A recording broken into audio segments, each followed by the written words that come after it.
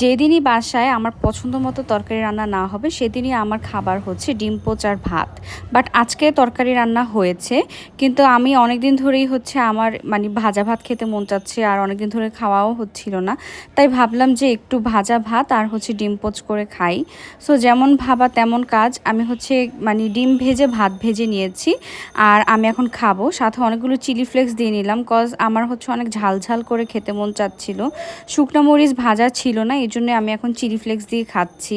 আর অনেকদিন পর খাচ্ছি দেখে আমার কাছে অনেক বেশি মজা লাগছিল। লেবু হলে আর একটু বেশি মজা লাগতো।